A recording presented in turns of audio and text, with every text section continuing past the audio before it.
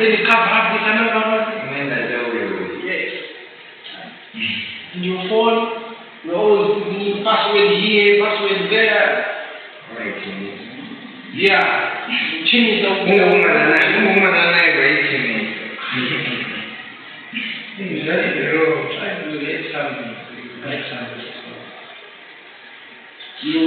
you create confusion, you be confused.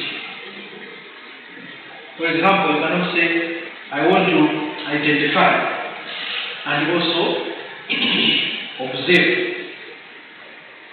Go to identify and observe challenges faced by children when they are learning. It's too much. Then when you are parent participation, what would you do to identify? Come again? You said you are supposed to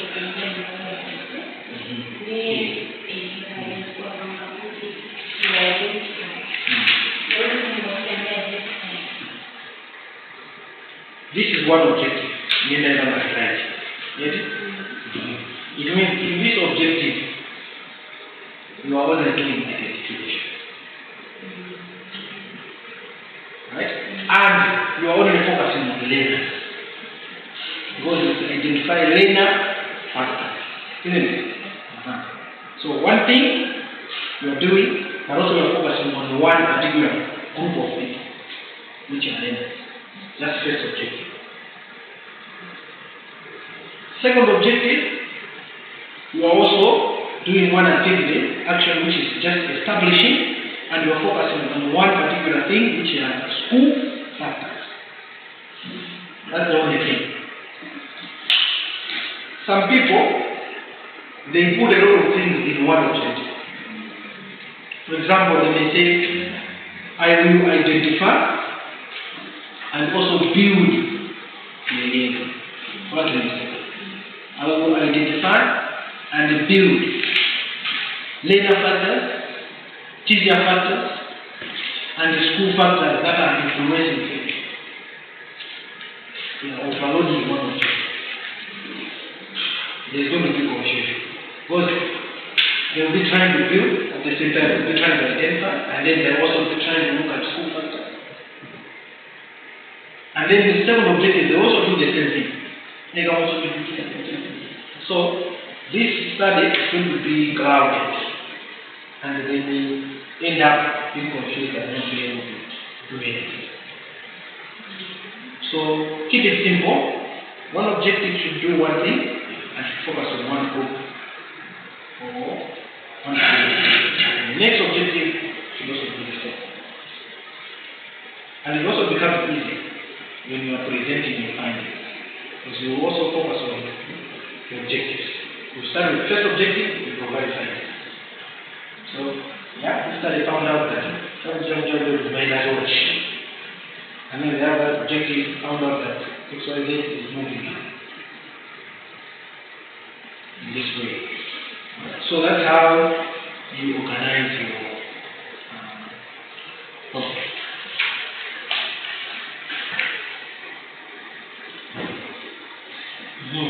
So sources of your research problem.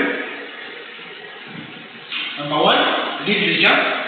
Like I said, if you want to be informed of a problem, you can do a literature review. Right? And that one will help you. So journals, books, newspapers, magazines, reports. If you study them, it will tell you what are some of the problems that are happening in your area of interest. For example, if you take an ECD policy, Malawi ECD policy, it will tell you so many problems. And you say, okay, so for me, let me look at the problem of transition. Or let me look at issues of nutrition. How nutrition affects growth and development and learning children. You can also base your problem on personal experience. So some people who are already teaching who are already teaching in the schools, the school programs, what they are going through and be a basis for research. Or you can consult experts. You can ask me as an expert in ECE. What the problem is we are not in heaven is someone will struggle to present the proposal. And some people will say, what do you understand also about for survival?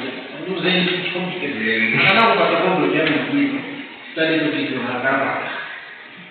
So consult experts in the field. Me, I'm generous.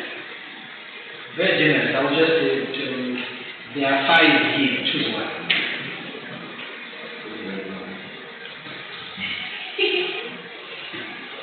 Research institutions. The 5 institutions approach the people there in the camp. Friends, contemporaries, your colleagues, your friends. So we come from different backgrounds, we come from different areas, we are exposed differently.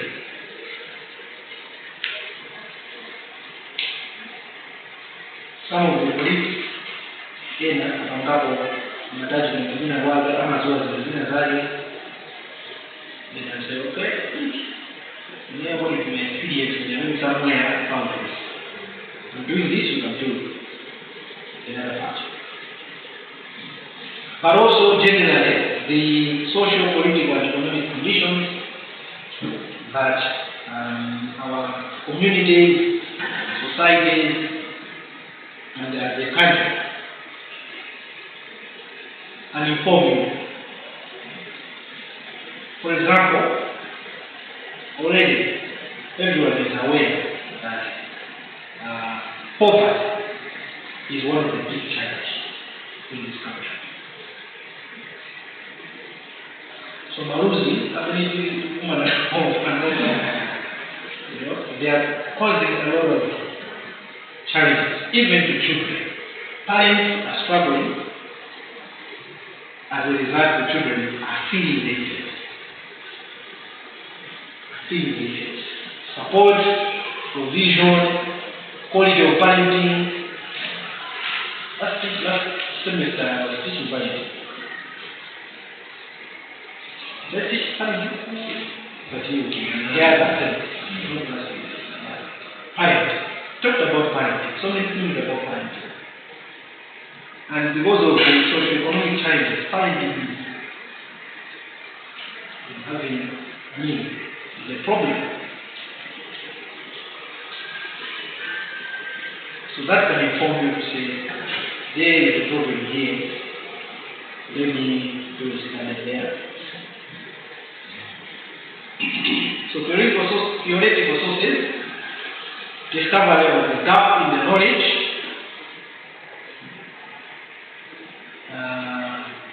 another easier way is for you to go to the past research dissertations that your friends have already done. Chapter number is here, chapter 5. The last section, you must have areas for further research. So they give recommendations to say, somebody wants to, I have done this study, but if somebody wants to do another study, they can focus on this. So if you get 10 of them, you can come up with a very beautiful topic, because your friends have already given a hint to say there's a gap in here. Somebody wants to do a study, they can focus on this, because I focused on this, but I did not cover this thing. So theoretical sources, you visit your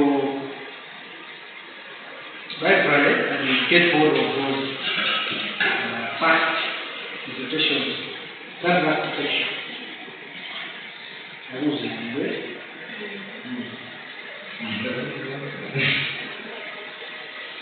the last section, it always has that.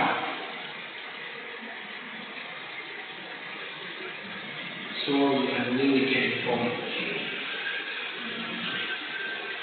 And then is it it like a math or is it like variety?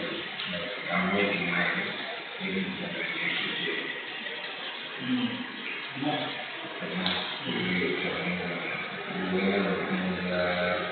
It's a math that you have to include that section. Where you are highlighting areas to understand.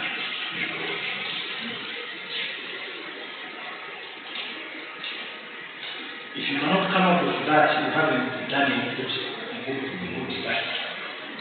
Because in the study, you obviously identify some gaps.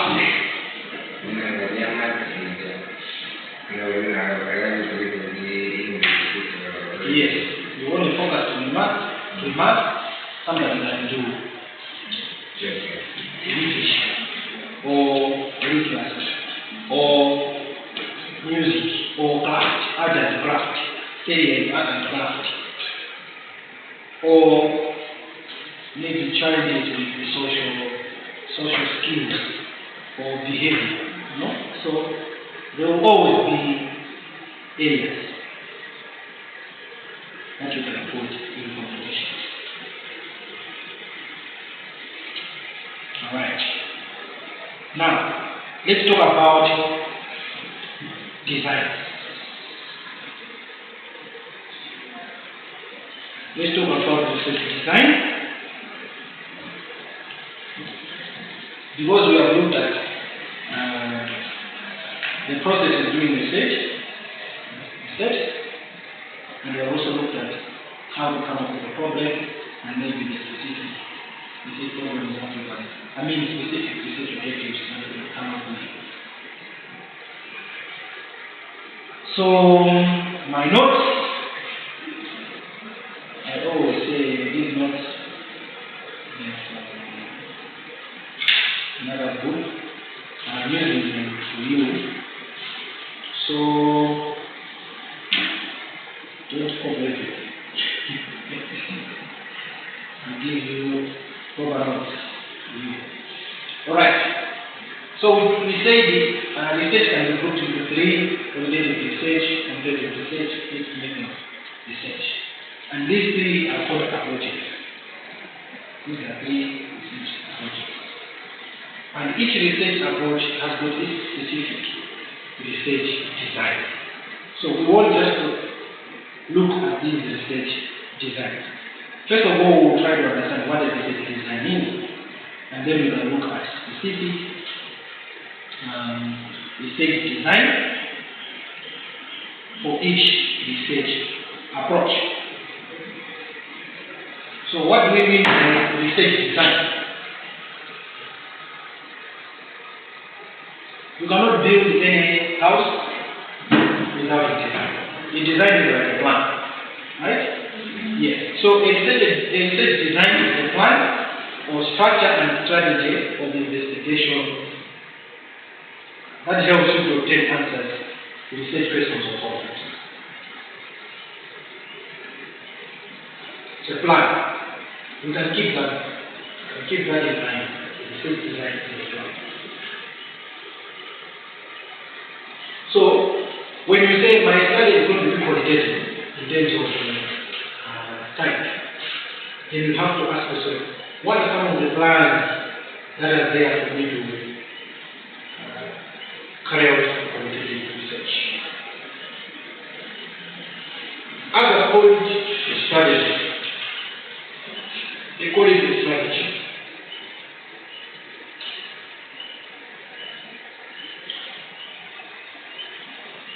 I always give this example. When I was in college, I used to go to SCOM. Is SCOM still there? Student Education Organization. I started in SCOM at the university. I was also a member. So I had a classmate. And this classmate was interested in a girl who was also a SCOM member.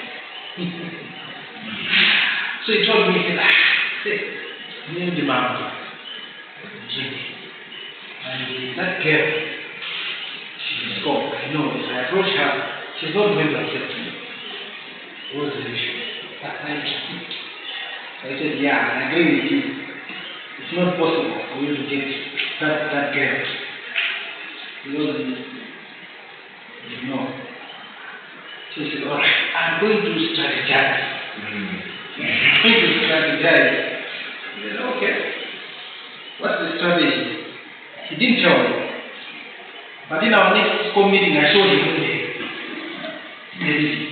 After the meeting, I said, I saw you. Have you joined this? So I said, I decided to change this and that.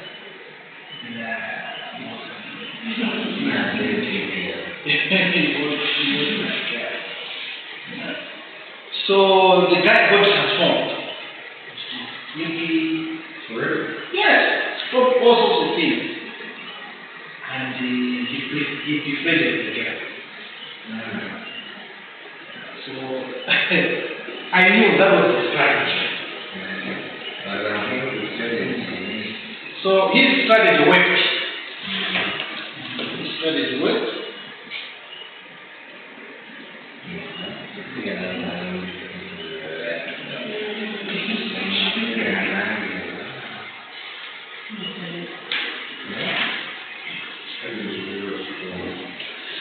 Okay, so his strategy worked. That semester, the friendship grew. And we were happy that we had a new member.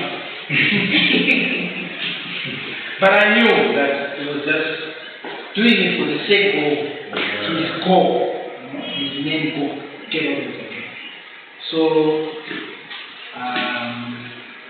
the other semester was a relationship. But because he did not do it genuinely,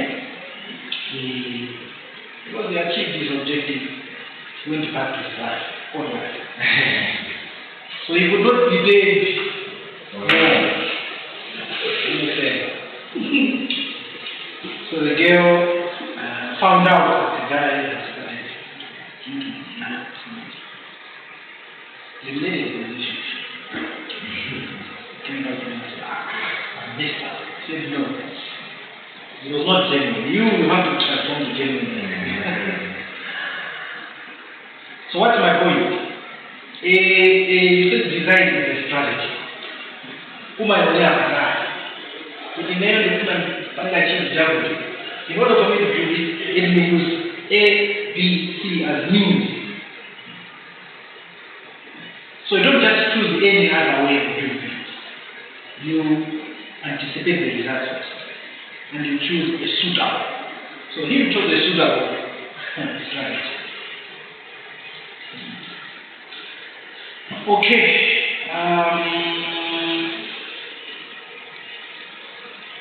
That's the design.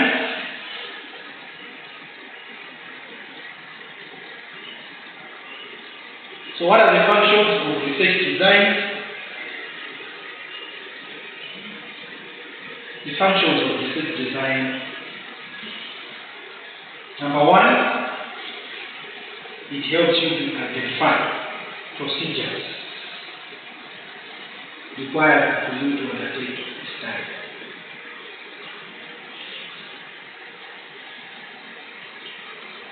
It identifies procedures and even logistical arrangements required for you to undertake the study.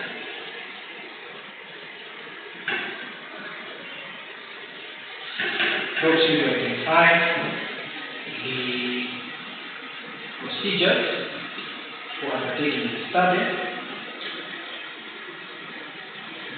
Number two, it also helps you achieve quality. It also helps you achieve quality in your study. And by quality we mean validity, objectivity, and accuracy. Validity, objectivity, and accuracy.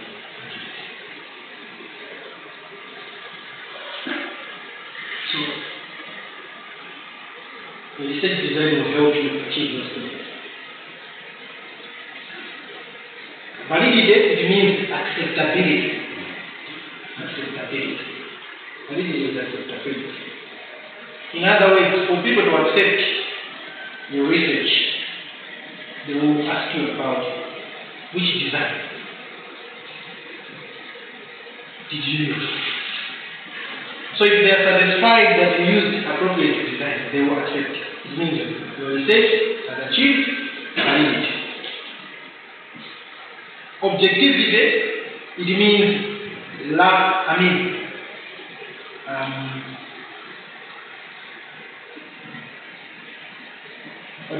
do you call this? Unbiasedness. Yeah, unbiasedness. Neutrality. Unbiasedness. Objectivity. If you use the design, it is difficult for you to be biased. Because the design is going to force you to do the right thing. Well, how do you use the design?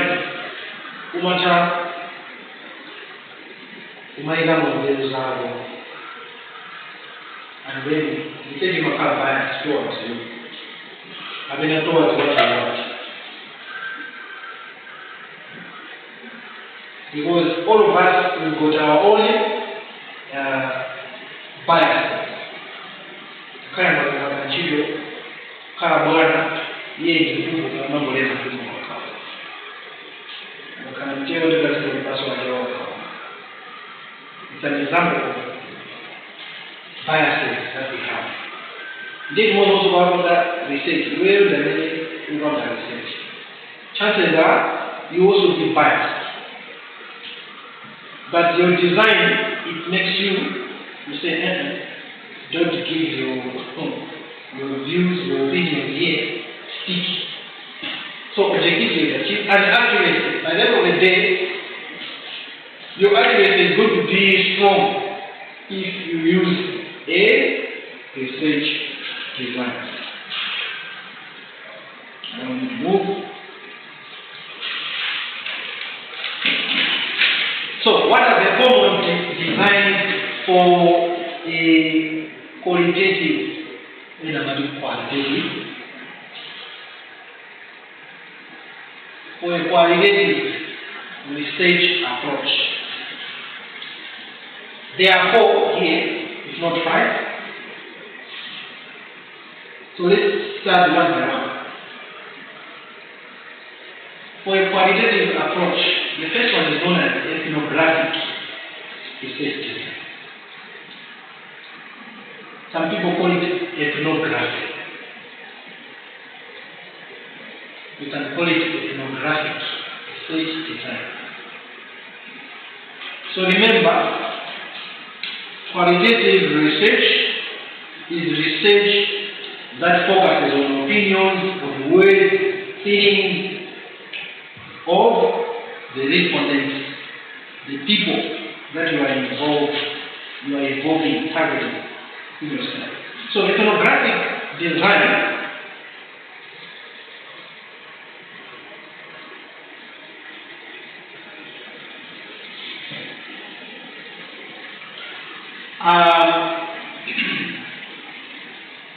studies that focus on studying an entire group that shares a common culture.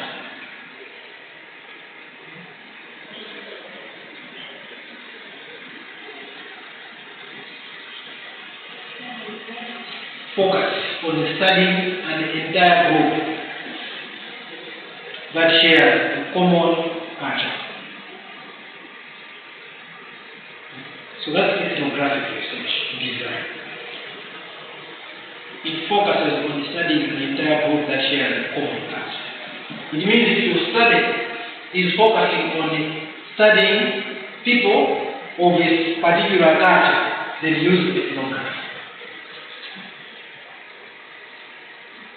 If you're focusing on the Romans and you want to understand the culture of the Romans, how it is, when it is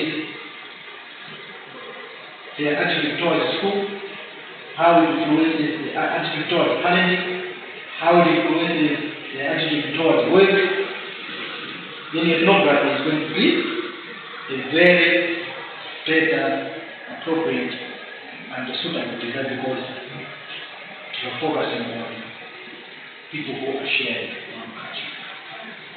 Kwa mangaruka na focus on wale na ule wina ena dialogue, ena diakumbuka, ena diajewa, ethnography is not as a design. Get it? Such that if you put this one as your research design, but you're looking at people of different cultural backgrounds, then people are going to say, no, that's a wrong style and village. So according to Creswell, 2003, he defines ethnography as studies in which the researcher studies an intact social group in its natural setting over a prolonged period of time by collecting primarily observational data. He defines ethnography as studies in which the researcher is interested in studying an intercultural group in its natural setting over a prolonged period of time by collecting primarily observational data.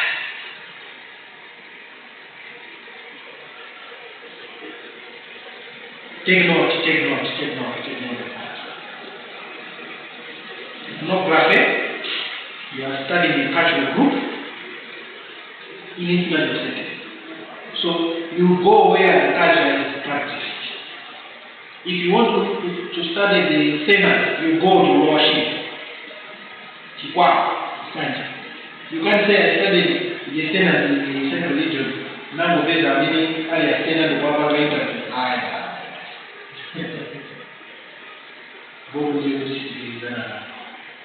It's not the natural setting.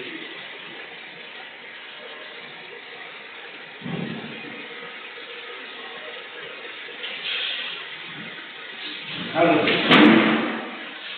That's what you're saying.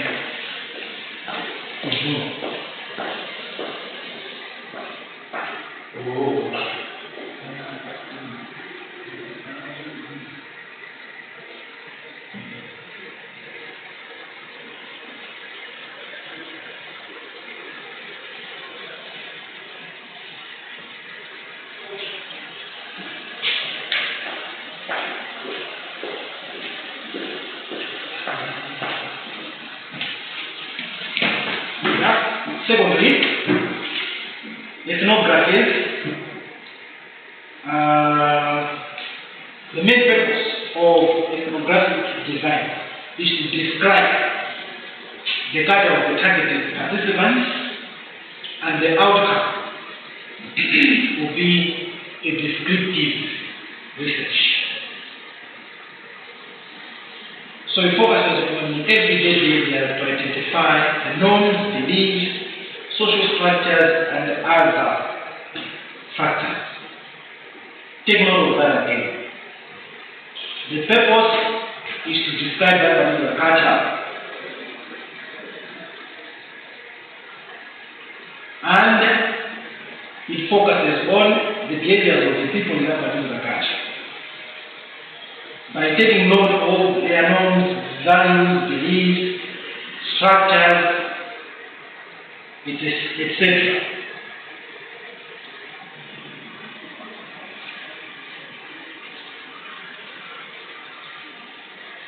So if I ask you what are they doing an exam, if I ask you, can you explain the characteristics of ethnographic research design? These are the two characteristics.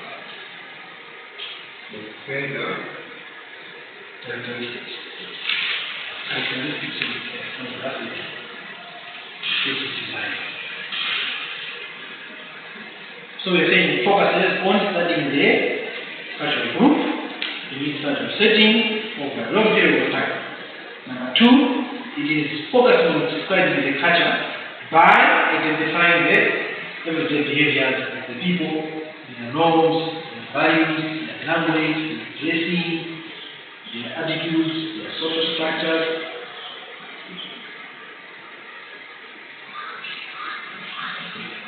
Number 3, ethnography design.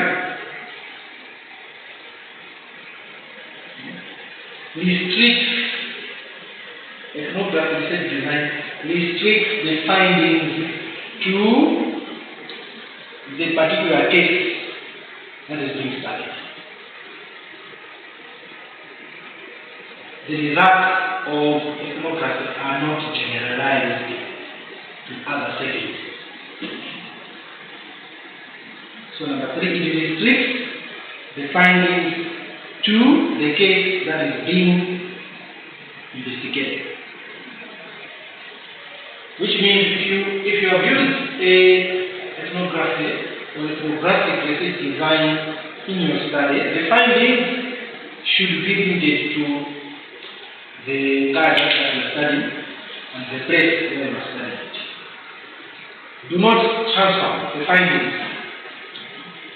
The Nabanga study focusing on the same example, the sinners in Chikwao should not generalize the findings and apply to the sinners who are living Chile. No, because the settings are different.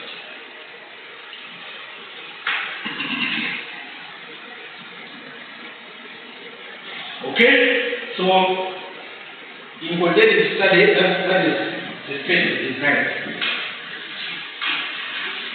The second one, we go to case study. Let's talk about case study. The second one. Alright. So the second design that we can discuss here is case study. And the case study, according to him, 2009, this is a study, it's an empirical study that investigates a contemporary phenomenon in depth.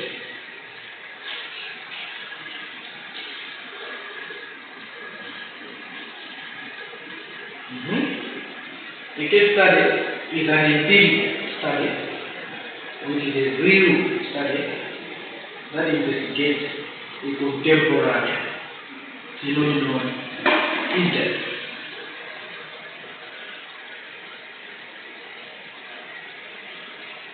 Just like ethnography, case study is undertaken within its real life context.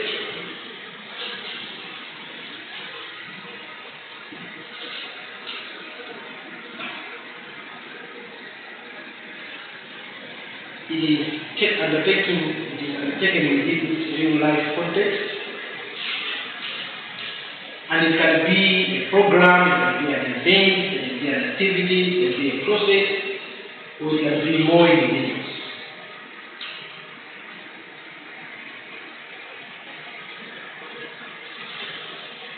Okay?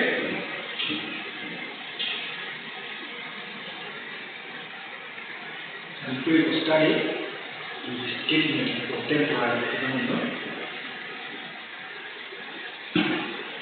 It is also done in the context of real life, of a study group, and it can be a program that you can investigate. It can be an event, an activity, a process, and you can also focus on one individual.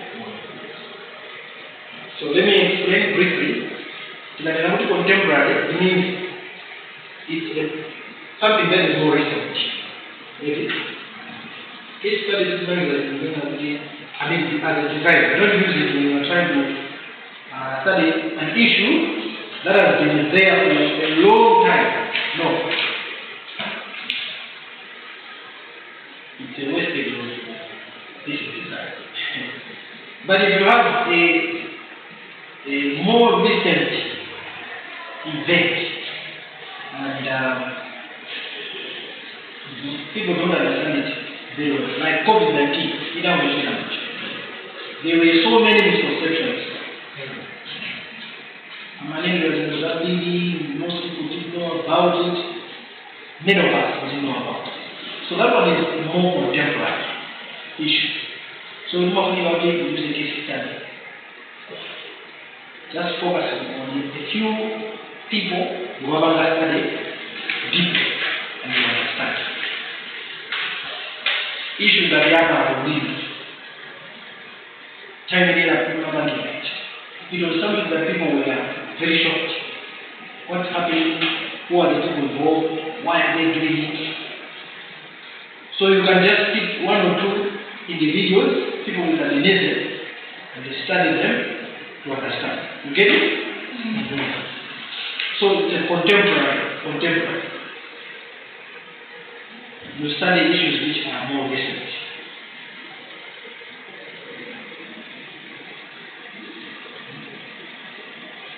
I was talking to the dean of literacy at UNIMA last week.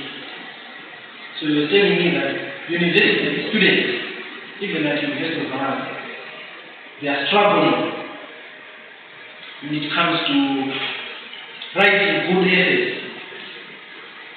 I said, that problem is a general problem, even my students. When they write an essay, I don't even bother to learn English, grammar, language, syntax.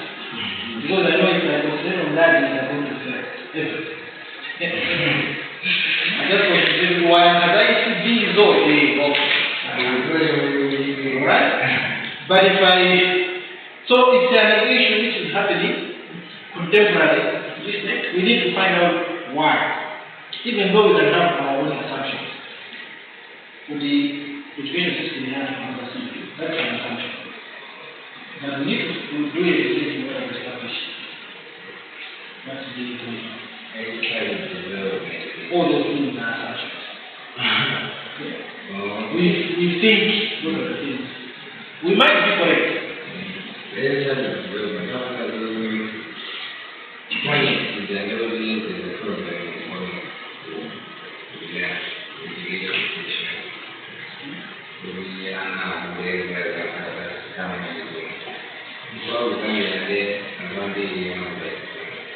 The test is Zimbabwe. Because in Africa, Zimbabwe is the test when it comes to literacy. 90% literacy rate in Africa. Like that. I was talking with the dean of the University of Zimbabwe last month. Marcus, we are developing the master's degree in the time. No, not yet. So you ask me, tell you this. But if you look at the history of America, it's part of the education system. Here in Malawi, it is the use of gender. Use of gender, very education.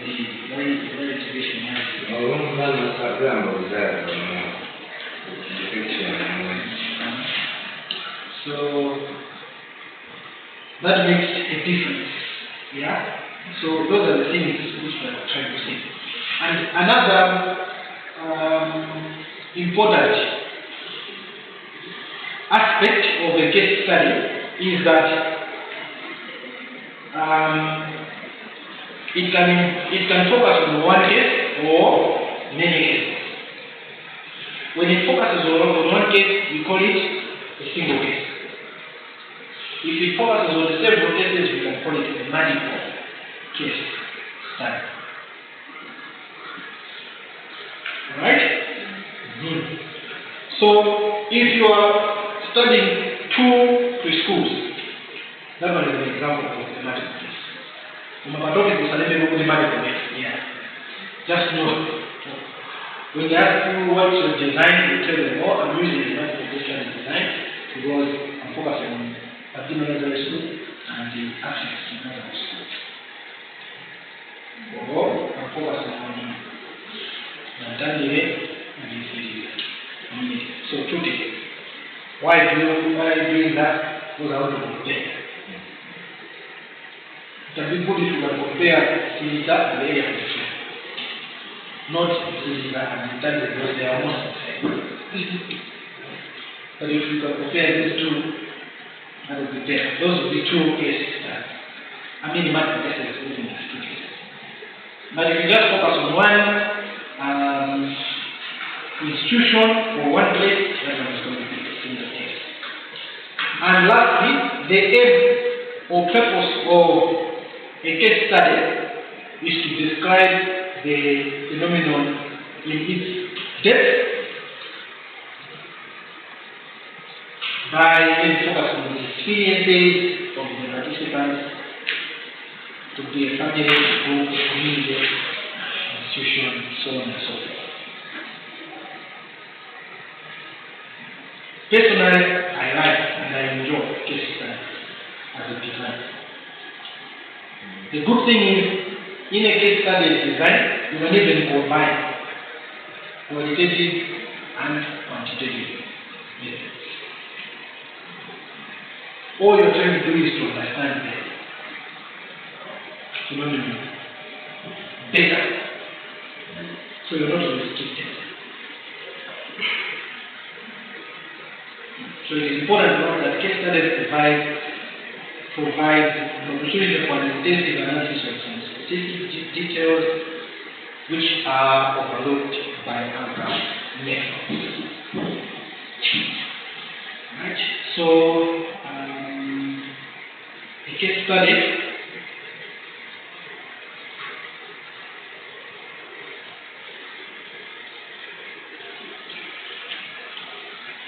has got those attributes. Any questions?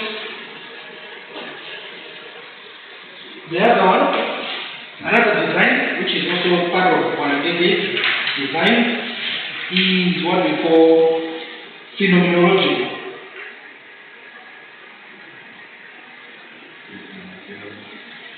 This is design for phenomenology.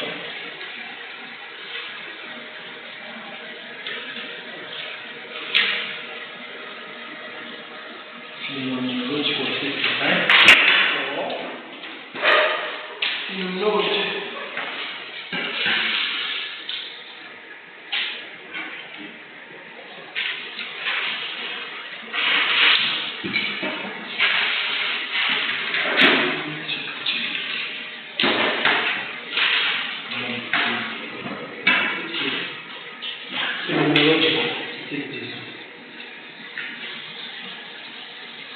Let's start with the purpose of phenomenological research. The purpose or aim is to understand an experience from the participant's point of view. The purpose of phenomenological research design is to understand the experience of the participants from their point of view.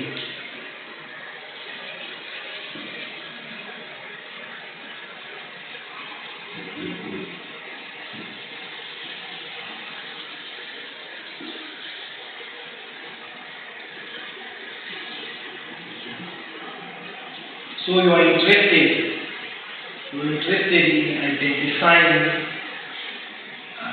the perceptions or opinions of the participants about an event or a situation which they went through. Okay? Yeah. You are interested in identifying the participants' perceptions, opinions, and views over an event or a situation they went through. That's phenomenological. Right? So, for example, the disaster which took place earlier this year in Atlanta, Monash, where else? Chigazu. That type of frame.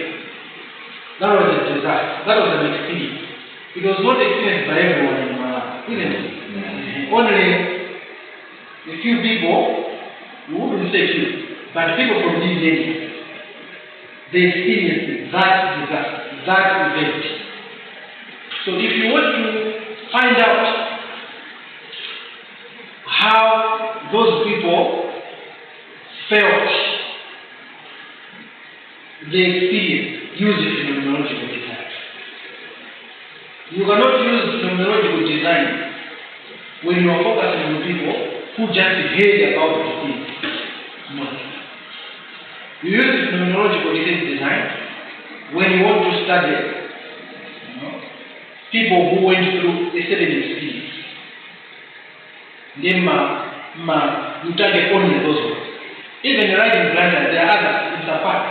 They did not get affected. So those ones will not be involved. You only target those who were there. In a even those loved ones. So you track those people. And when you're tracking those people, what you're doing is phenomenological research. Medical rules, for example. They want to understand. You cannot ask somebody, and I'm going to roll over my 5 minutes after. That one is going to be a sound because we just asking.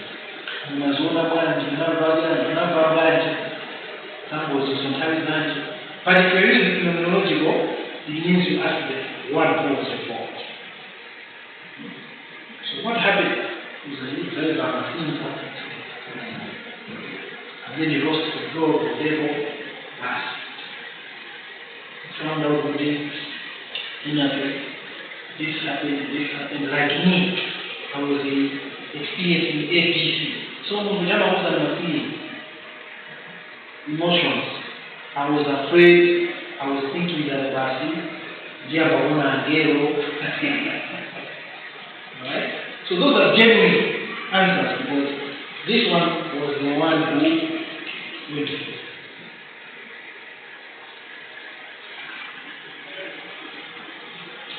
Like, you want to understand, everybody will have a serious macabre. You can't ask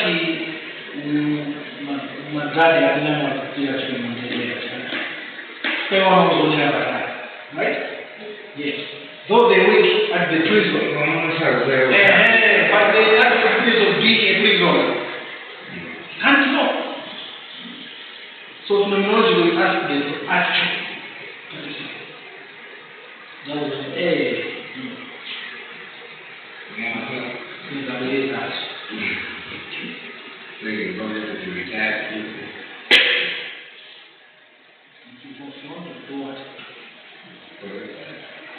Now we know education. Right? So Creswell, according to Creswell 1998, he points out that the essence of phenomenological design is to search for the central underlying meaning of the experience. Central underlying meaning. You want to get meaning from the participants who went through the process and emphasize the intentionality of consciousness, where experience contains both outward appearance, inward consciousness, based on memory, image, and meaning. And what he's saying is, the people who went through the experience of Africa, some of us are genuine picture, genuine image. They can tell you the car in the accident, during the accident, 3 times, 4 times. Because born at a world,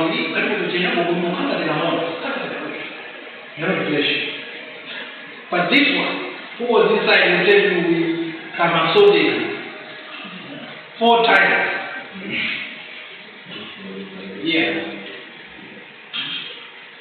And when we were Kamasode, this is what was happening. This is what was happening. So the actual image, based on their memory, was I can't remember sometimes. But they have their memory intact, they can tell you everything against the memory. And you can have accurate information. Right? So that's how phenomenology design is used. So take note, when do we use each design? When do you use each design? So for ethnography, we say we use ethnography for studying the culture. Phenomenology, we use phenomenology when you are studying an event and you want to understand the meaning of the event for those people who are participating in that event. Case study, we use case study when we are focusing on a contemporary, new, most recent event.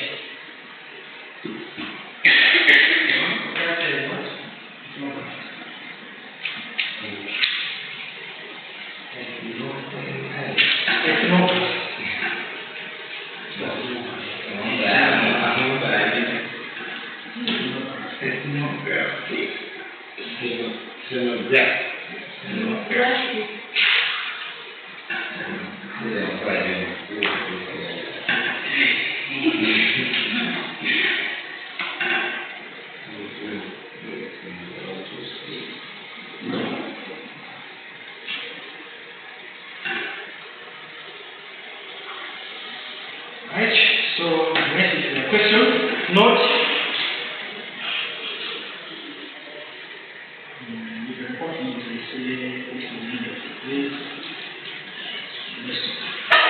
have I shared the course outline for this? Oh, good. When the thing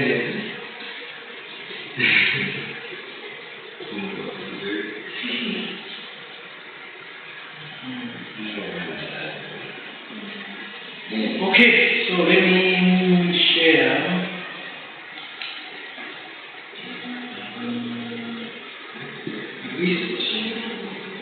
Which one? But I shared the distance, no? What's happening? What's it down?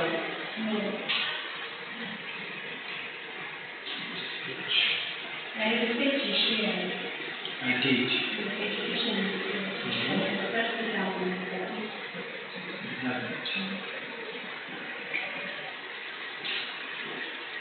Do you have groups for all those?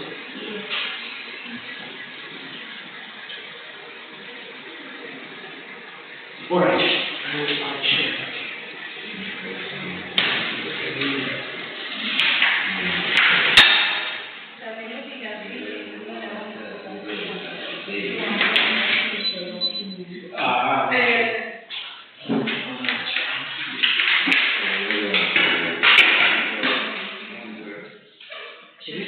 This topic is focused on your decision.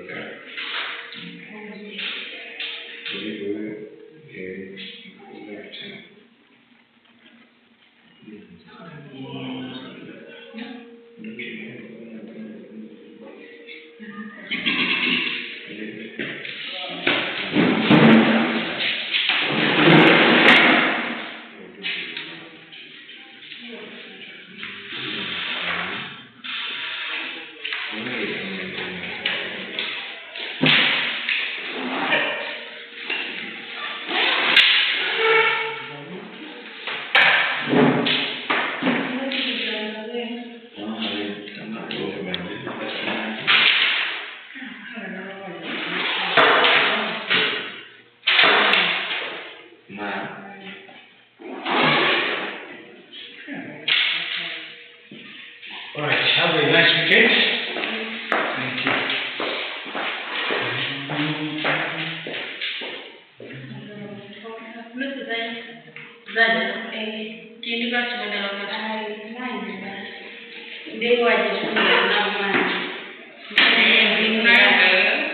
I just started it.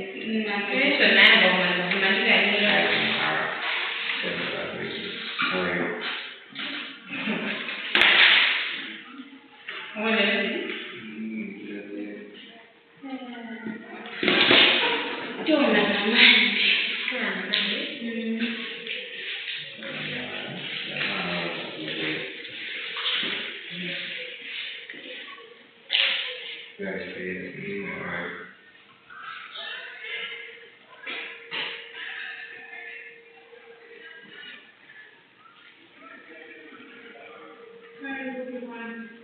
That's